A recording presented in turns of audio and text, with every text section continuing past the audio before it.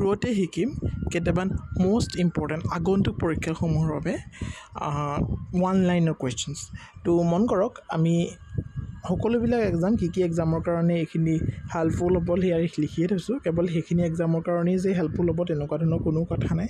যিকোনো ধৰণৰ আসাম কম্পিটিটিভ এক্সামৰ কাৰণে আপোনালোকে এইখিনি চাব পাৰে তো এক নম্বৰ কুৱেশ্যনছটো চাওক আমি কি লৈ থৈছোঁ উত্তৰ পূৰ্বাঞ্চলৰ কোনখন ৰাজ্যই অসমৰ সৈতে আটাইতকৈ চুটি সীমাৰেখা শ্বেয়াৰ কৰে তো অসমৰ সৈতেনো আটাইতকৈ চুটি সীমাৰেখা শ্বেয়াৰ কোনে কৰে অপশ্যন আহি যাব ছিকিম ত্ৰিপুৰা মণিপুৰ মিজোৰাম বহুতে কনফিউজ খাই যাব কিন্তু আপোনালোকে মেপখন চাব প্ৰায় মেপখন চাই থাকিব ডেফিনেটলি মনত ৰ'ব কেৱল অসমৰ নৰ্থ ইষ্টৰ ঠাইসমূহেই নহয় গোটেই ইণ্ডিয়াৰ ঠাইসমূহ আমাৰ জনাটো প্ৰয়োজন গতিকে ত্ৰিপুৰাই আটাইতকৈ কম সীমা শ্বেয়াৰ কৰে কিন্তু কেতিয়াবা এয়াও আহিব পাৰে যে নৰ্থ ইষ্টৰ আটাইতকৈ সৰু ষ্টেটখনৰ নাম কি তো ডেফিনেটলি তেতিয়া আপোনালোকে ত্ৰিপুৰা নিলিখিব হয় সাত ভনী যিটো ছেভেন ছিষ্টাৰ্ছ বুলি আমি কওঁ তো ছেভেন ছিষ্টাৰ্ছৰ আটাইতকৈ সৰু যিখন ৰাজ্য হয় সেইখন ডেফিনেটলি ত্ৰিপুৰা হয় কিন্তু নৰ্থ ইষ্ট বুলি কৈ দিয়াৰ লগে লগে ওৱান ব্ৰাদাৰো ইয়াত ইনক্লুড হৈছে গতিকে ওৱান ব্ৰাদাৰ যি হয় ছিকিম গতিকে সেই ছিকিমখনেই কি হয় নৰ্থ ইষ্টৰ আটাইতকৈ সৰু কি হয় ৰাজ্য হয় ঠিক আছে কুৱেশ্যন নম্বৰ 2 কুৱেশ্যন নম্বৰ 2টোত কি আছে আপোনালোকে সেয়া মন কৰক ঐতিহাসিক দাণ্ডী যাত্ৰা যিটো দাণ্ডী যাত্ৰাৰ কথা আমি জানো মহাত্মা গান্ধীয়ে কৰিছিলে তো সেই দাণ্ডী যাত্ৰাত অসমীয়া কোন আছিলে তো অসমীয়া কোন আছিলে বহুতে কনফিউজ কৰে আনটা কুৱেশ্যনৰ সৈতে তো পাজলছ লাগিবলগীয়া কুৱেশ্যন যিহেতু লীলাধৰ বৰুৱা চন্দ্ৰধৰ বৰুৱা নাম দুটা একেই তো লীলাধৰ বৰুৱা ঘূৰণীয়া মেজবলত আছিলে মন কৰিব চন্দ্ৰধৰ বৰুৱা ঘূৰণীয়া মেজবলত আছিলে চন্দ্ৰটো ঘূৰণীয়া হয় ডেফিনেটলি তেওঁ ঘূৰণীয়া মেজবলত থাকিব এনেকুৱা ধৰণে কিছুমান ট্ৰিক্সেৰে আপোনালোকে মনত ৰাখিবলৈ চেষ্টা কৰক কাৰণ এইখিনি এক্সামত কিন্তু পাজল লাগিব লীলাধৰ বৰুৱাৰ লগত হয় চন্দ্ৰধৰ বৰুৱা অপশ্যন দিবই যিকোনো কুৱেশ্যন লীলাধৰ বৰুৱা চন্দ্ৰধৰ বৰুৱা থাকিবই মানে ঘূৰণীয়া মেজমেল দিলেও থাকিব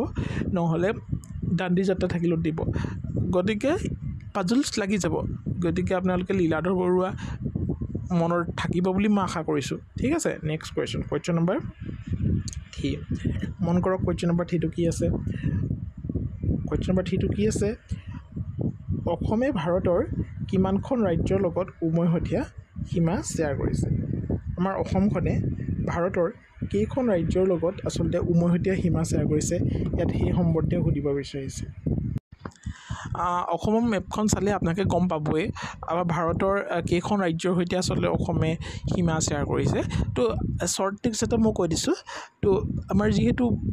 অসমখন নৰ্থ ইষ্টৰ এখন ৰাজ্য ডেফিনেটলি আমি সকলোৱে জানো অসমৰ বিষয়ে আৰু থাকি অসমৰ কথা নাজানিলে ডেফিনেটলি নহ'ব গতিকে অসমখনে নৰ্থ ইষ্টৰ যিখন 7খন ৰাজ্য ছেভেন ছিষ্টাৰৰ লগত বৰ্ডাৰ শ্বেয়াৰ কৰে কিন্তু তাত ছেভেন ছিষ্টাৰ বুলি ক'লে অসমখন নিজেও সোমাই আছে গতিকে 6খন লিখি ৰাখিব পাৰিব 6খন হয়নে 6খন আৰু অসমে কি কৰিছে ৱেষ্ট বেংগলৰ লগত সীমা শ্বেয়াৰ কৰিছেনে নিশ্চিতভাৱে কৰিছে গতিকে অসমে ৱেষ্ট বেংগলৰ লগত আৰু এখন আহি যাব গতিকে ৱেষ্ট বেংগলৰ লগত কি কৰিছে সীমা শ্বেয়াৰ কৰিছে গতিকে 7খন হ'ব শুদ্ধ উত্তৰ ঠিক আছে কনফিউজ নকৰিব 2খন দেশৰ লগত অসমে কি কৰিছে সীমা শ্বেয়াৰ কৰিছে মন কৰি থ'ব ঠিক আছে নেক্সট কুৱেশ্যন নম্বৰ 3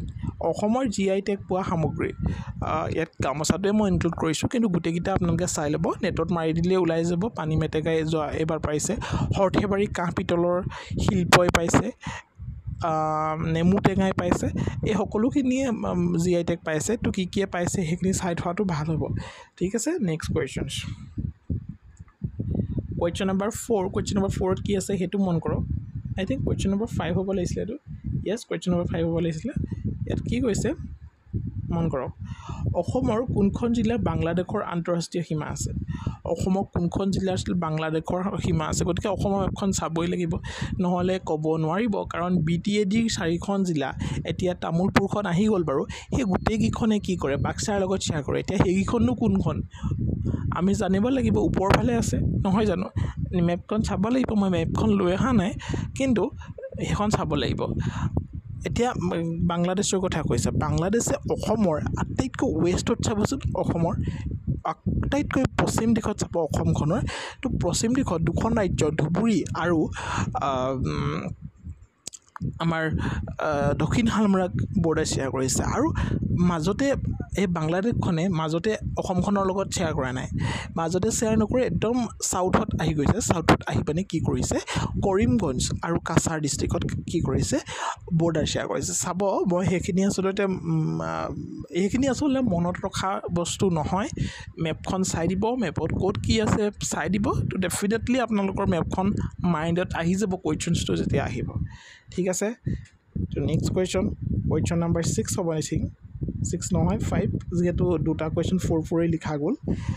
ইয়াত আছে প্ৰথম অসমীয়া অনাতাঁৰ নাটক কি অসমৰ প্ৰথমখন অনাতাঁৰ নাটক কি হয় ইয়াত হেতুৱে সুধিছে আৰু সেইখন আমি সকলোৱে জানো বিন বৈৰাগীখন অসমৰ প্ৰথমখন অনাতাঁৰ নাটক ঠিক আছে ইম্পৰ্টেণ্ট হয় মনত ৰাখি থ'ব নেক্সট কুৱেশ্যন নাম্বাৰ 6 এটো 7 নম্বৰ কুৱেশ্যন আচলতে নৰনাৰায়ণৰ ৰাজত্বকালত কোনগৰাকী ভ্ৰমণকাৰীয়ে কোচ ৰাজ্য আক্ৰমণ কৰিছিল এটো ইম্পৰ্টেণ্ট হয় প্ৰায় অহা দেখা যায় ৰাল্ফ ফিটজামৰ এজন কি আছিলে ভ্ৰমণকাৰী আছিলে যিয়ে নেকি কোচ ৰাজ্য নৰনাৰায়ণৰ শাসনকালত ভ্ৰমণ কৰিছিলে ঠিক আছে নেক্সট কুৱেশ্যন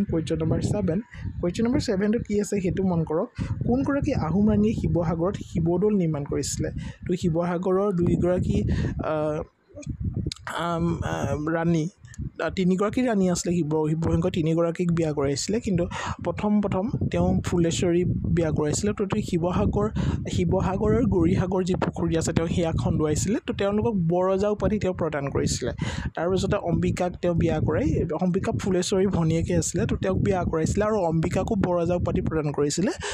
তথাপি বৰৰজা উপাধি কাক প্ৰদান কৰিছিলে বুলি আহিলে আপোনালোকে ফুলেশ্বৰীয়ে লিখিব লাগিব আৰু সেই অম্বিকাই শিৱসাগৰ পুখুৰী ঐতিহ্য আৰু শিৱদৌল ঐতিহ্যমণ্ডিত তেওঁ কি কৰিছিলে নিৰ্মাণ কৰিছিলে ঠিক আছে নেক্সট কুৱেশ্যন নাম্বাৰ 8 অসম সাহিত্য সভা কিমান চনত প্ৰতিষ্ঠা কৰা হৈছিল অসম সাহিত্য সভা প্ৰথম 1917 চনত প্ৰতিষ্ঠা কৰা হৈছিলে পদ্মনাথ গোহাঁই বৰুৱা শিৱসাগৰ অধিৱেশনৰ কি আছিলে সভাপতি আছিলে ঠিক আছে কিন্তু সম্পাদক কোন আছিলে বুলি ক'লে আমি শৰৎচন্দ্ৰ বুলি ক'ব লাগিব ঠিক আছে কুৱেশ্যন নাম্বাৰ 9 জাতিংগা কোন ঠাইত আছে আত্মহনন পক্ষীৰ আত্মহননৰ ঠাই বুলি কোৱা হয় ডিমা হাছাওত আছে জাতিংগা ইম্পৰ্টেণ্ট হয় ঠিক আছে নেক্সট কুৱেশ্যনছ ঠিক আছে নেক্সট কুৱেশ্যনটো কি আছে আপোনালোকে মন কৰক 10টা কুৱেশ্যনে আলোচনা কৰিম আৰু আছে কুৱেশ্যনছ কিন্তু সেইখিনি এতিয়া আলোচনা নকৰোঁ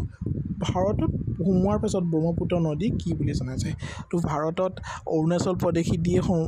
ব্ৰহ্মপুত্ৰ নদী সোমাই গতিকে অৰুণাচল প্ৰদেশক কি বুলি জানে সেইটোৱে হ'ব শুদ্ধ উত্তৰ চিয়াং ব্ৰহ্মপুত্ৰ নদীটো কি নামেৰে ক'ত জনা যায় বাংলাদেশত কি নামেৰে জনা যায় সকলোবিলাক আপোনালোকে মনত ৰখাটো প্ৰয়োজনীয় গতিকে আজি ভিডিঅ'টো ইমানেই যদি এনেকুৱা ধৰণৰ ভিডিঅ' বিচাৰে তেতিয়াহ'লে ডেফিনেটলি আপোনালোকে আমাক কমেণ্ট কৰক ভিডিঅ'টো কেনেকুৱা পালে কমেণ্ট কৰিব ঠিক আছে থেংক ইউ